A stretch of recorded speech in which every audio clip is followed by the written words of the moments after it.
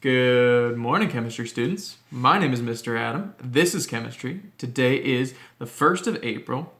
It is a Wednesday and it is day 5. So, hope you're all doing well. Good morning, everybody. How's everything going so far? You had your first quiz yesterday, so just remember that I really just want you to try on those. Right now, these quizzes, these mini quizzes that we do every other day, I'm not looking for you to be completely correct and completely perfect on those, but I am looking for you to try, look at some of the definitions, look at some of the open-ended questions, and really give your best effort on those. Write out a real definition. Don't just write a couple words that are related to smell, but really talk about what a molecular formula is or what a structural formula is today, and really give your best shot on those. So consult the definitions from the reading, the notes, review Miss Marnick's videos. I will be checking those. I will be checking each answer to make sure you're learning and taking it seriously, but don't beat yourself up too much if you don't get everything right. Just put in a serious effort and try to learn from those things and demonstrate what you learn on those quizzes. So I had a few questions yesterday about turning things in on Google Classroom.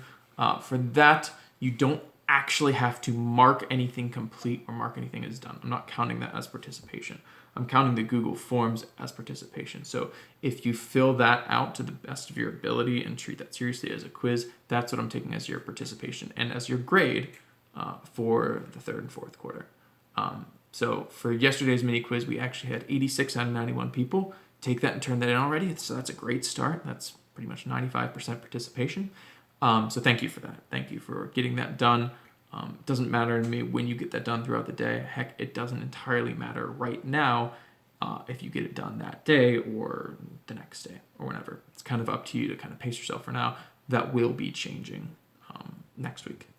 So, that will count as your grade in the grade book. And yes, it is graded, and that will be a big determining factor in your grade for the third and fourth quarter. So make sure to be doing those, make sure to be keeping up with those, because I will check that you do it and that you give it a serious effort and count that as your grade in the grade book on PowerSchool. So don't overstress on it. Again, don't overstress about this kind of stuff right now. We're learning. This is new to us. We're fine. But just participate and do those to the best of your abilities. Okay. So for today's lesson, so we are learning about lesson 2.2 on structural formulas. So today we're actually thinking about the structure of a molecule, or in other words, how are molecules put together? How are they arranged, right? When you think about a structure, you think about a building or a foundation or something that you build with, like I said before, Legos and connects and all those kinds of things. How are those things built? What is the foundation like? How are they arranged? How are things connected? That's what a structure really is. So, molecules aren't just a collection of atoms that we smash together, right? We always say it's C4H88O2, which means you have a certain amount of elements and a certain kind of elements. They're not all just smashed together, but really they're arranged very, very specifically and put into a very specific pattern. So what you're going to learn today, especially from Miss Marnick's video, in which she does a really, really great job of explaining what structural formulas are, is that having the same type of elements, like carbon, oxygen, and hydrogen, and the same numbers of those elements even, having the same amount of each of them, having all that does not mean that molecules are exactly the same, right? Atoms, which we know are the tiny particles that make up the universe, they come in all different flavors and types. And those different types, I want you to be very specific using this language, are called elements. So you can have an atom, and an atom can be called carbon, or an atom can be called hydrogen, or an atom can be called oxygen, and those are different elements. Okay, and when you arrange those elements, when you put them together, they form the different ingredients per se that you use to make up different molecules. So if you have a certain number of carbon, a certain number of hydrogen, a certain number of oxygen, you put those together and arrange them to make a molecule. So atoms of different elements make up molecules. So be very specific with that language when you're doing those mini quizzes. So if I gave you 3 ingredients, and I have 3 ingredients right here. I have eggs, flour, and sugar, right? So if I told you to make something with those 3 ingredients, what could you make? Does having the same ingredients mean that you always make the exact same thing? Think about that. Does having those 3 ingredients mean that you're always going to make exactly the same thing? No, of course not. You could make all sorts of different things, right? With just those three ingredients, you could make a bunch of different things. You could make maybe cookies, you could make pancakes, maybe you could make a flatbread or even a cake. So having ingredients doesn't mean that you have to put them together the same way, right? You could build any number of structures or any number of different kinds of houses with wood, stone, and brick and mortar, right? And you can make them look all sorts of different ways. So molecules are exactly the same way.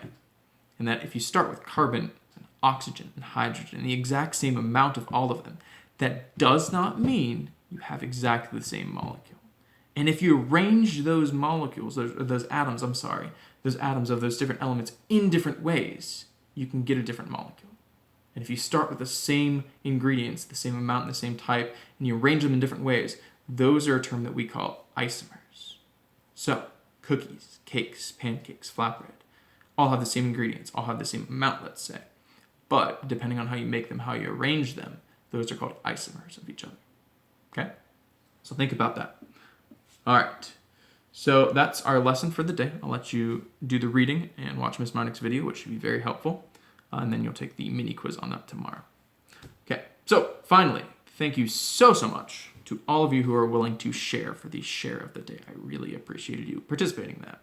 It's always important to me in my life, I realize, to share your highs and your lows and your thoughts and your feelings with other people. It's really important. And I know some of you don't always feel that. Some of you are like, this is silly. Why are we sharing? But it's important to share your feelings and be open with people and open with your friends.